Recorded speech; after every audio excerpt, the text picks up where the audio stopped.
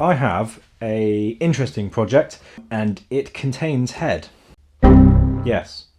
It is a P-Bass. It is a 1983 P-Bass. I have a friend called Mike, and he's been a huge help over the years. He's taught me loads of things about print, Illustrator, generally just all things graphics. And we bonded over our passion of music. He was playing his P-Bass and noticed he needed to adjust the Trussrod. So like always, he gave it a bit of a tweak on the tension, and unfortunately, clunk, and it ran out of legs.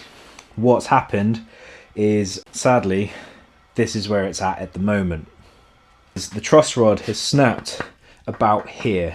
We tried to do a pinwheel or adjustment removal down this end, hoping it was maybe the threads that could be retapped or something, or we then went into the lengths of literally removing the first fret area to the nut, hoping it could have been here. So other than cutting into this even more, unfortunately it's put us into a pretty difficult position. So what were the options? The options were we could try and salvage this neck, replace the truss rod and get it back to working order. Now this is an original 1983 neck which has got all sorts of dings and wears, and it's really got a story.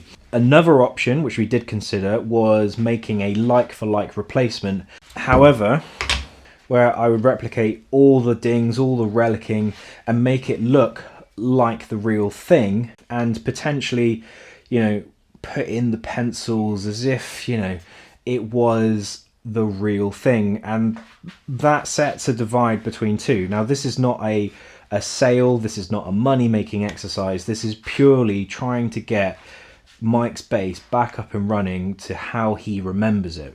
Basically, with the relief on the truss rod, the neck bows too much, and it bows at a really difficult position here. It's not like it's in the middle where you could take off a little bit here and here to try and balance that. Mind you, I'd already have to cut a slot down this center hole and then reinstall a new truss rod, which is a pain, time, hardware, all of itself.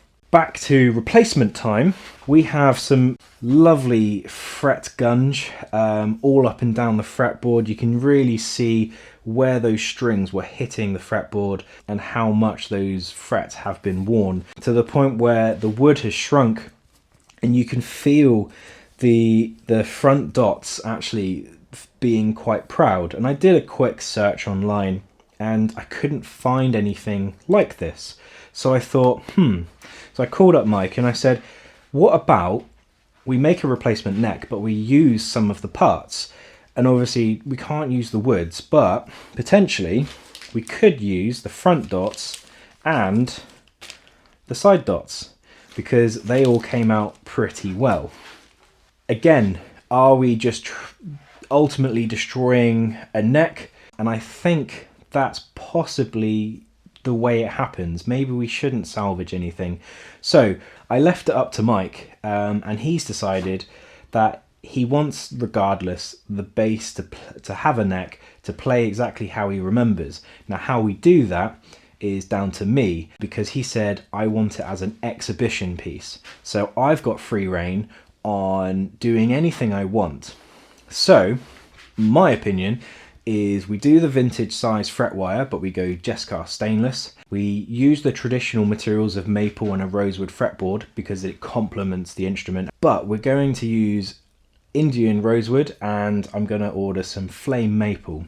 I'm going to use a double action truss rod, but it's going to be in the classic slot head down at the heel end. And for front dot inlays, I'm going to use Pearloid whites, so it's not too far away from the real thing. And the side dots, I've done it before on a modern player bass of his, where they're basically so sunk in on the side dots that where the paint has gone, you could barely see where the side dot was, and I had to actually drill them out for him, and we put Illuminate side dots. He showed me the bass before, and he put Tipex over the side. We'll do a few things different. but ultimately it's going to be vintage radius, it's going to be vintage feel, and I'm going to, within reason, copy this neck as much as possible. I'm not going to put anything on the headstock. I think it would be a tragedy if I put my name or try and copy Esquire, because it's not what it is. I want to do an exhibition of making a lovely neck and making sure he's happy with it and being able to play the bass that he originally bought back whenever. So I'm going to inspect this using my lovely digital verniers. Someone can tell me. So onto the computer, let's go. We are over in Paul's. This is his little workshop. He has very graciously table sawed this for me because I didn't want to do it in 2 goes, so he's taken off the riving knife and cut that down the middle, and then I've used his planer and I've got it nice and square. So this was one bit and it's pretty nice and true. Fretboard is now planed, so I'm basically going to have a test piece and then the full proper piece. So I'm going to cherry pick whichever the best flame is and use that on the second go, because there might be some changes to the toolpathing. Good thing is there's no wenge or zebrano, so Paul can't complain that it's going to fuck his blades up. But yeah, thank you, Paul. So I'm back from Paul's and I've exported the toolpaths or operations from Fusion. So now I'm going to run it on the CNC. Got to put a spoil board on, of which everything's then going to vacuum onto, so you'll see that in a moment. This is where I put vacuum gaskets and vac channels, and I drill through so that the aluminium bed can then draw through that. I don't have a new MDF spoil board, so I'm going to use an old one which was used for actually one of Paul's jobs. So I'm going to skim it and then I can use it for what I need it to. So yeah, I'm going to get to that right now.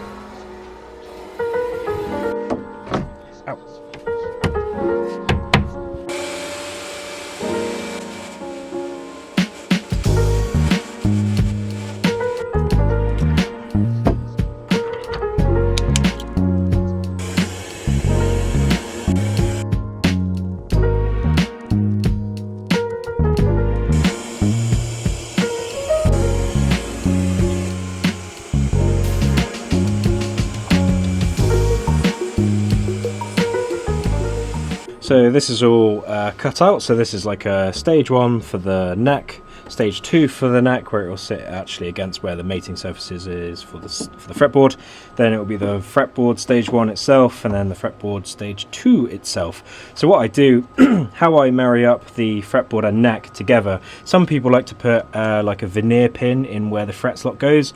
I like to use little tiny machine dowels, and that means I can locate not only the neck and the fretboard together, but I can then also locate the neck onto, but it also means then I can locate the neck and machine the back, and then also have the fretboard sat here and then machine the radius. So now what I'm going to do, I'm going to take the spoil board off the machine, and then I'm going to drill some vac holes into where this 6mm channel is, and that means then it can be scavenged through by the vac pump underneath, and then I can start putting the noodle vac gasket into this 4mm channel, and it will stop any air being leaking in. And if there's any sort of where the grain has a little bit of a hole or a gap or any inconsistencies in that surface, that will take all of that out, and I get a much better suction to the bed and everything stays nice and flat.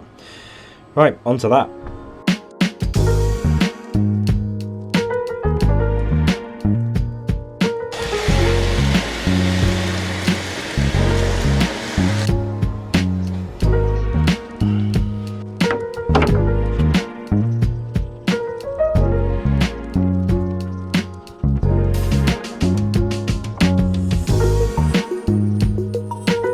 So this is all ready to go with the vacuum gaskets. I have the holes down into the vac bed, so when I turn it on via here, there we go, it will draw through. Obviously I'll only be working in one area at a time.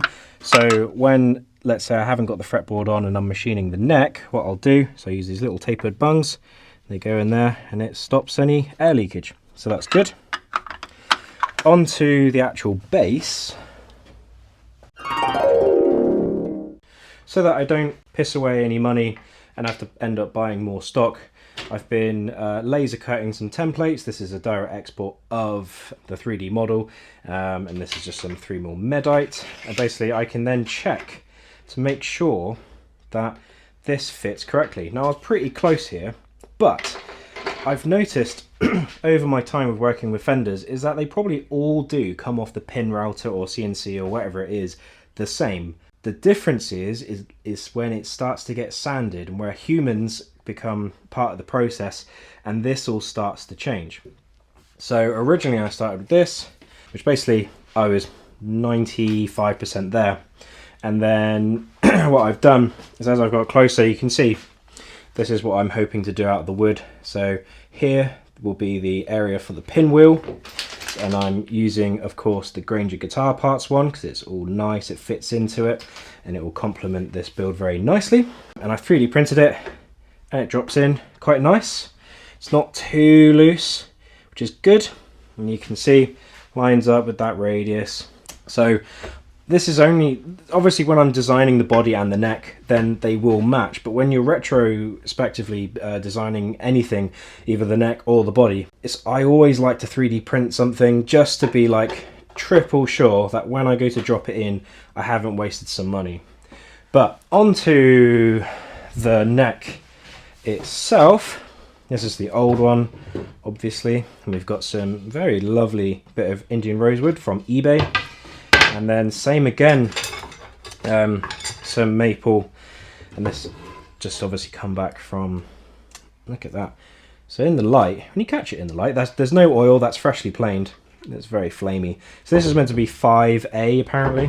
So of course we're going for that exhibition style, just so I remember which side is the flat side. And I've got 2 attempts at it. I've only got 1 of the fretboards, but what I'll do, I think I'm going to make 2 of these, and I'll probably then end up making a body out of swamp ash and doing something a little bit funky. And then I've got the Trussrod. This was actually more of a pain in the ass than I thought, because Crimson said theirs was a 590, actually came out at 610, and basically where it sat, you can see here, this is roughly where it's going to be. If you add in another 20mm, it pokes out the end, because these are 20 frets, so it just doesn't work. I then scoured the internet, and it was either 440, 460, and then jumps up to 610, and then all of a sudden I found this one, and it is double action, which is great, which I didn't think it was at first, but it is a double action truss rod from Willman Pickups, and he does truss rods, weirdly enough. So thank you, Willman? Warman. Thank you, Warman. And then I've got some carbon rods just to slot in. They actually go that way. Just to reinforce it a little bit over that distance, and away we go. So it's the morning now. The CNC's all ready and prepped. So I'm gonna start getting ready for machining those bits of maple, which are here. So it's going to be some skimming just to make sure, although it's been planed, I want to make sure it's absolutely dead flat to the CNC. So I'm going to skim it and flip it, and then I can start doing stage 1 and 2 of the neck, and then I'll put the fretboard on. Similar process, I'll be skimming it a couple of times and doing a couple of flips just to make sure it's dead flat. Let's get cracking.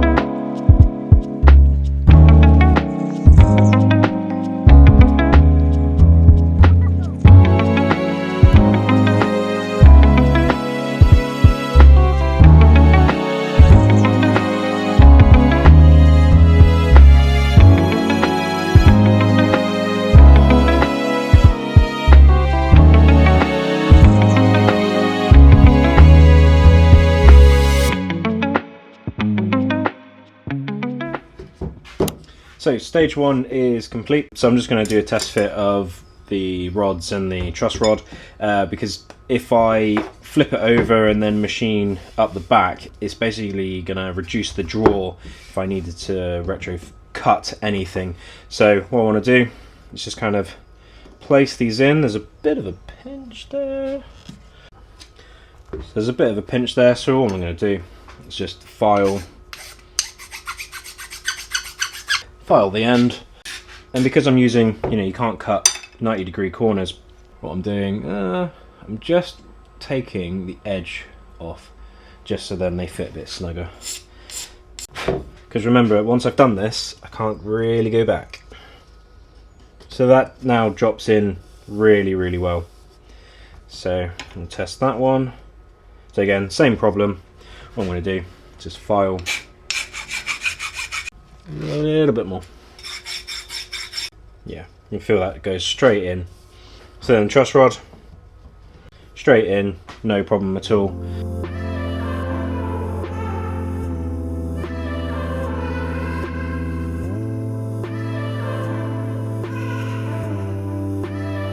Carbon rods I've glued in, and I use the skimming tool, this one, to actually skim the carbon rod flat with the neck. That way when I go to put the fretboard on, nothing's protruding and making anything difficult to stick down. I've actually got it located not only on these 3 dowels, but there's also the fretboard dowels as well. So if for whatever reason these moved or whatever, then the neck, at least on the fretboard, is going to be nice and flat. So now I'm going to use a 10mm end mill to rough out the contour in the back of the neck. It's basically going to level it down and look like paddy fields, and then I'm going to go in with a ball nose, and then it's going to basically smooth that in using like a 0.5 step over. So this is the first sort of attempt at it. On CAD it looks good, but to be honest, in my experience, CAD is quite deceiving. You've always got to have that human touch, and with a traditional fenders, they've all gone through the hands of someone and have changed from the CAD at least. So I'm going to basically have to look at the original neck and kind of feel the character of that and trying to translate it with some hand carving tools post. But the machine gets you 99% of the way there, unless you want to sit on the design and keep going and going and going until it's perfect, which if I was doing a production run I would, but this is a one-off, so much quicker and easier just to do the rest by hand. So yeah, time lapse of this process.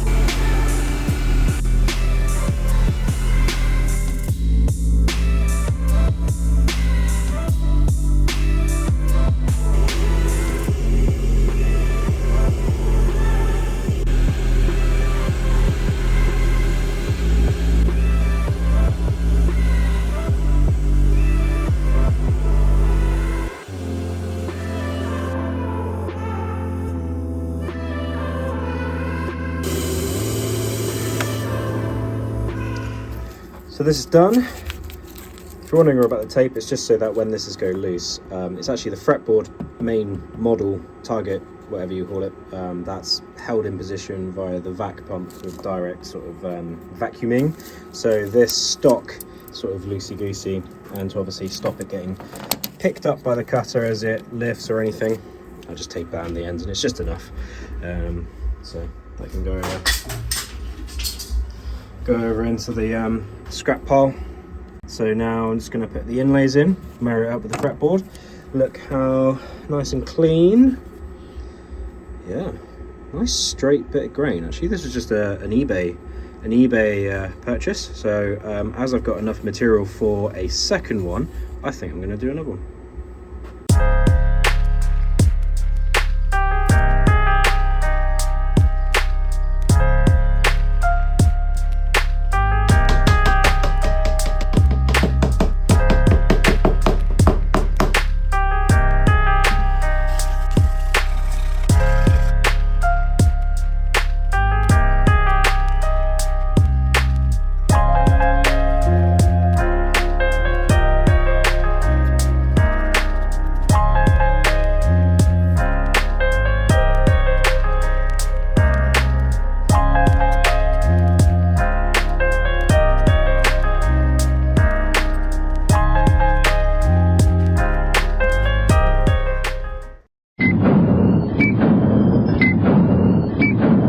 So that's been gluing overnight. So now I'm going to take all my janky glue up jigs, which are basically just sanding radius blocks and other bits of wood. I'm going to take them off, and I'm just going to start cleaning up the fretboard. I'm going to start shaping in the ends of that fretboard as well. So lots of processing and hand tooling today, no machining, so that's fine. So let's crack on.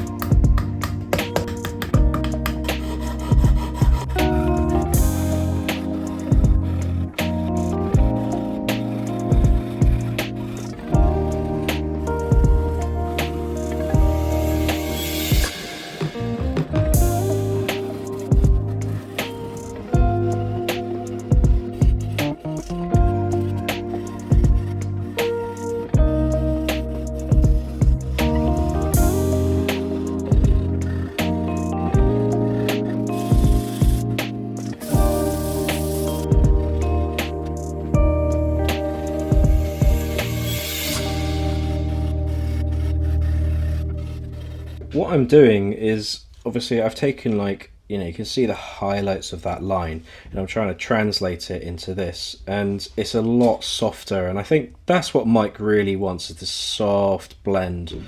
And I've just got to bring it here. You can see my pencil line as I marked earlier, and then I'm just like putting the neck up to it and just sort of looking at you know, as best I can. So you can see I need to just take in this a bit more and kick it in for the transfer, which will happen anyway when I bring in and blend that a bit better. But that's what I'm kind of doing, is taking it from the CAD and obviously then making it close to what he was used to on the real thing. But yeah, it's coming quite nicely. Yeah, just got to keep on trucking.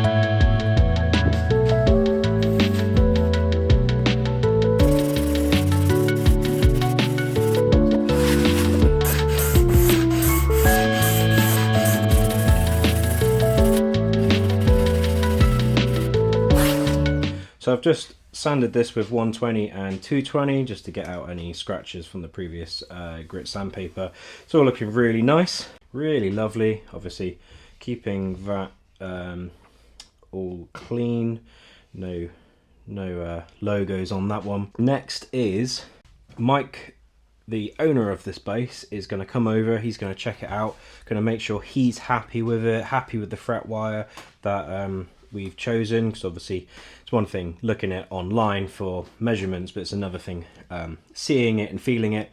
So then we're going to go look into the options of paint, because he's now mentioned actually using a true oil, which is like the stuff they use on gun stocks, but we could go like an amber nitro still, but obviously totally up to him. So yeah, the next bit, let's get Mike to have a look at the neck and see if he's happy.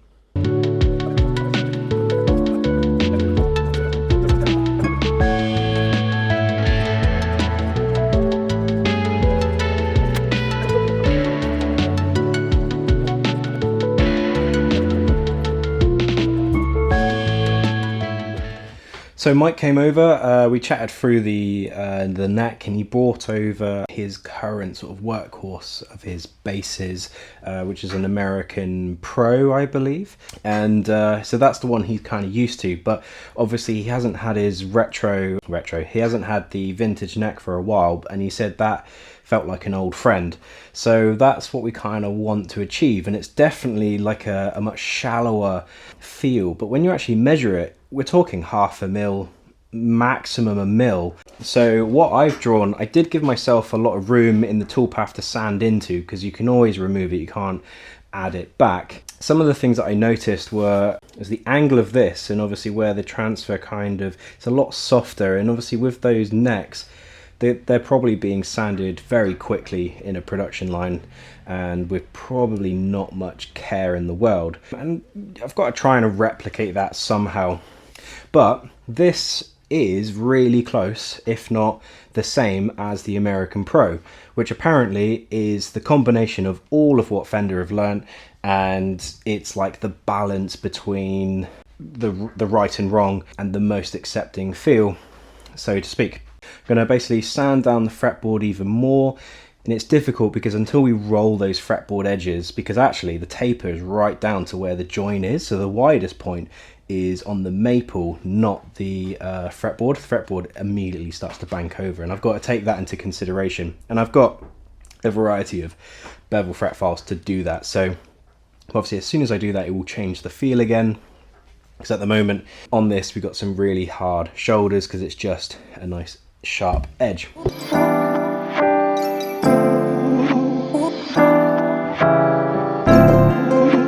So I've gone up to 600 grit with the 7.25 rad sanding block, and it's always worth checking as well, because ultimately when you're passing this block over, the middle is getting most of the attention, and potentially you can bow it. Now what I tend to do is I relax off the truss rod, so because it's double action you'll feel it slack in the middle, and it will tension up if you go too far left or right, and obviously that's for front bow or back bow. But with it in a natural relaxed position, this is when you want the neck to be dead flat.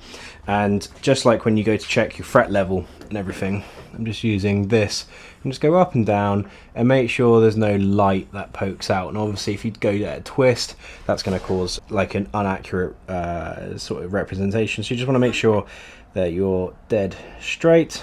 What I did notice as well is obviously the Rosewood is softer than the Pearloid inlays, so I can feel those. That's why I was going over with a file, just to kind of bring those down a little bit as well. And then I've just sanded that in. So we have lost some thickness off the fretboard, which is what we wanted. So now I need to flip it over and then sand the back a little bit just to get it a little bit shallower. And I'm going to take some references off of the original neck that Mike gave me. So yeah, lots and lots of sanding. It's currently like 23 degrees in my garage, so it's really hot, and sanding with the dust, that kind of, especially rosewood, it's sweaty and sticky.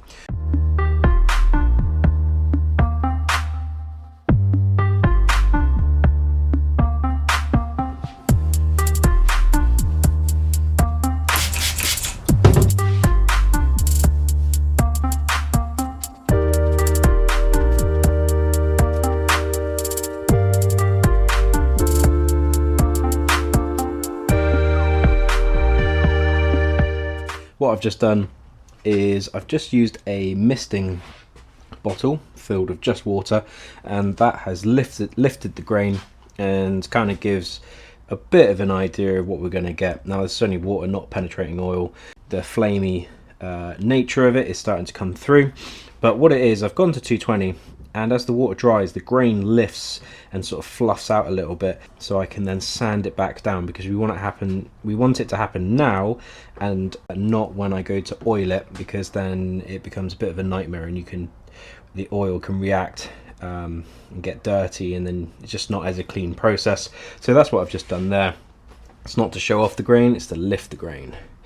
In typical me fashion, this is my fret bender, and I can tighten the radius or straighten it out depending on obviously where that is in relation to these. So these are fixed, this goes up and down, and then depending if I put the fret wire that way or the other way, it means I can straighten or bend it more and more. But this was actually a kit. This used to be aluminium, and it was on a spring, and this wasn't very good. You had to like tighten it so the spring was all compressed, and it didn't actually give you the full range to be able to do what it said it would do. So basically I've taken those components, and then because I can't make a handle, I've basically then got Accu to get some shouldered M5s, and I basically 3D printed, or had this 3D printed, I think it's like a PLA carbon infused filament, and then nice little top hat nailed thumb controls, and I can wind this up and down. But yeah, this works really nicely now, and yeah, so now I can roll out the frets. So I'm going to make sure they're rolled exactly to what I need it to be for the radius of this, which is 7.25.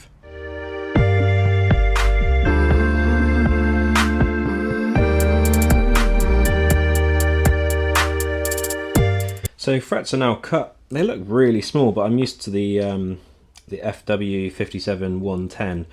These are considerably smaller, but they are sized based on what the current frets are on them. So I don't know, it's vintage feel, but you know, Jescar stainless ones. So now that they're all cut to size, what I'm going to do is, I've got plenty of depth and for the tang to go into the slot, so I'm just going to V that over, and then I'm just going to clean up where the V'ing happens, and then I'll start pressing them in.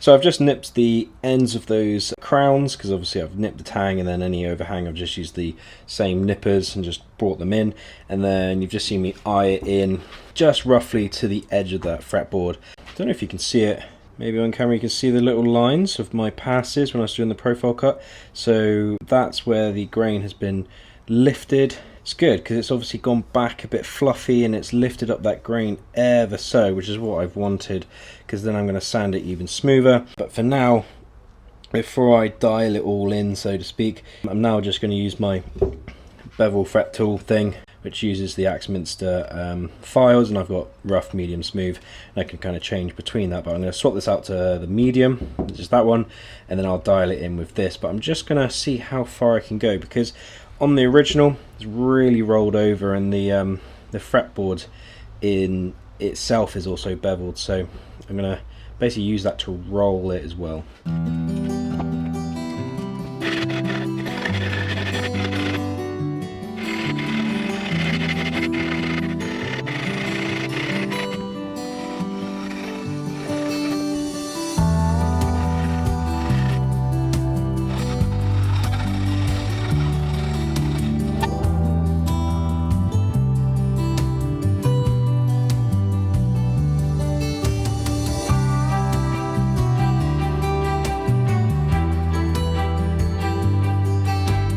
So these are the tuners that Mike gave to me. So a mismatch of little pan dome head screws on like a PH1. Some are countersunk, some are not. I assume the countersunk ones are for the actual hip shot drop D thingy, I think it is that way, malarkey. I did put them in, and when I do, like so, what's quite nice is that there's a good like they're not on each other, I'm not fighting it, so this will give me a good opportunity to eye it in, and once I got the first one in I can then eye them all up, and then I might start with this one first. But obviously this is really shiny. We're going to reuse these tuners, but look at the state of them. I'm going to clean these in the ultrasonic cleaner using jewellery agent and deionized water, just to get rid of all that grime, because you know he's got mismatched set, and then you got this really clean one going on, and I think it just needs a bit of a clean, because they're not corroding, which is good. But yeah, they could just do a bit of a clean, and then I can then pilot these.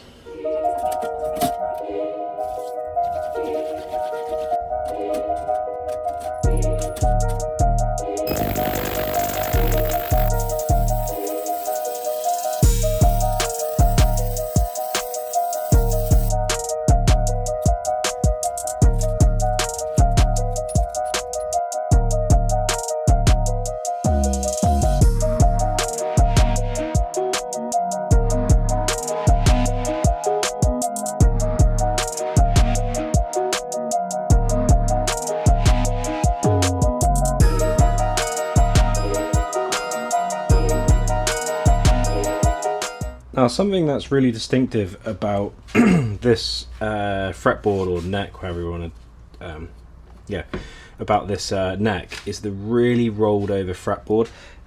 So that's now what I'm going to start doing. It's still sharp on those edges from when it's been beveled, but now I'm going to roll it over, and I'm going to take actually most of it off with this nut shaping file, just to take, just to round that sharp edge, and then I'm going to use a combination of all my adhesive paper to then blend those surfaces in. But that's going to take a little bit of time, and because this is where the real character of those sort of classic vintage instruments really start to come out, so I need to take my time on this. So even in the time lapse, it's probably going to be long, but I'm going to speed it up quite a bit.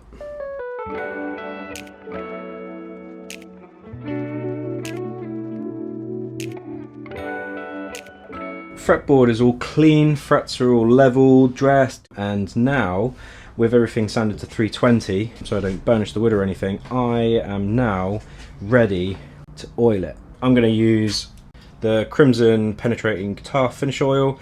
This seems to give the best sort of like finish for me, so I'll probably do like 6 coats, I reckon. So it says 5 to 10 minutes, wipe off, and then between 2 and 4 hours apply the next coats. Best results 4 to 6. Cool. So this is the more exciting part of it. Hopefully if no scratches show up, shouldn't do because I've already watered it, so the grain has lifted and it's highlighted any rough edges. I'm not going to do the top of the fretboard because I'm going to use the Monty's Guitar Instrument Food. This stuff is really good on Rosewood especially. I use it on all my modern stuff like the Wenge and Zebrano, and it looks really nice. So I'll use that afterwards. That will be a final thing. So now on to oiling.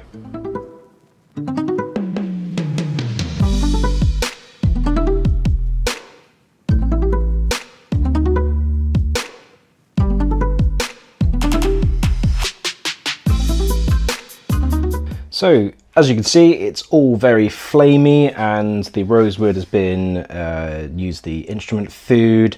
The back of the neck is looking reasonably flamey, which I think is coming out in the thing. Annoyingly, it's obviously like this is the side you're going to see, and all the flame is on the opposite side. Typical. But I do have another neck, and I'm tempted to actually make another, and I think Mike and I will probably make a full bass based with using the P bass, maybe with some jazz pickups or something. I think we're going to have a bit of a fun time. But the last little bits, excuse the mess. Obviously, as I mentioned, there's lots of hardware. So I got the countersunks one for the Hipshot Drop D tuner, which is fine, but the normal ones here, you can see they're all scuzzy and rounded out on those.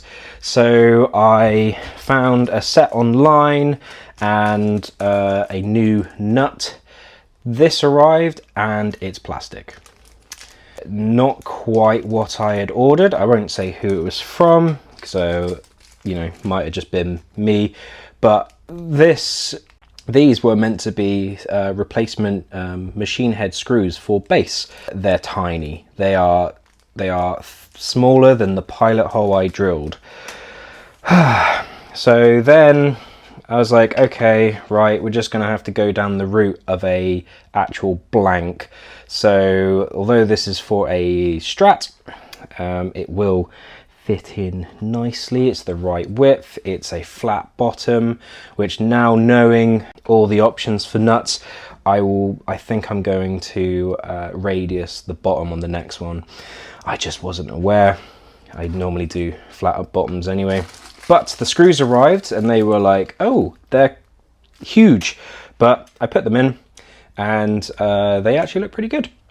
So now I'm just going to put some of the hardware back in.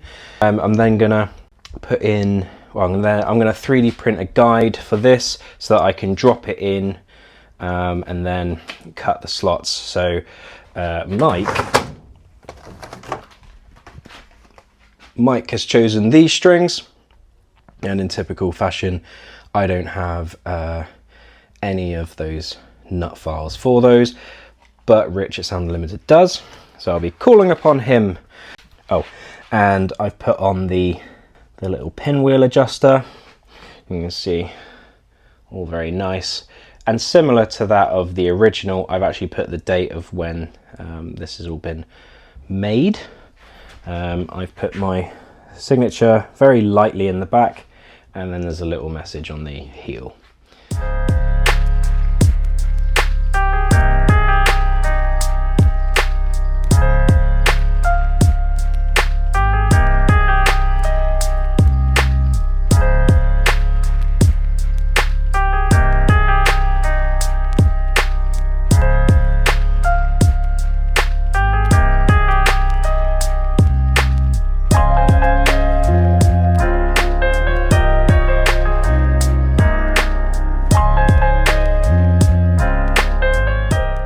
Mike came over, he's seen the bass, we went through a few things, he loves it, at least that's what he told me to my face, and now he's going to round out this video with a lovely little outro of him playing that bass. If you've enjoyed this style of video where it's a bit longer, a bit more detail orientated, let me know. If there's any questions that you have about anything that you've seen in this video, let me know. Please hit that like button, subscribe, please join me along that journey. I'm very close to my 3,000 hours of viewing, so thank you for everyone who's been here from the start. Thank you to everyone who's joining me and anyone who's reached the end of this video. But until next time, see you later.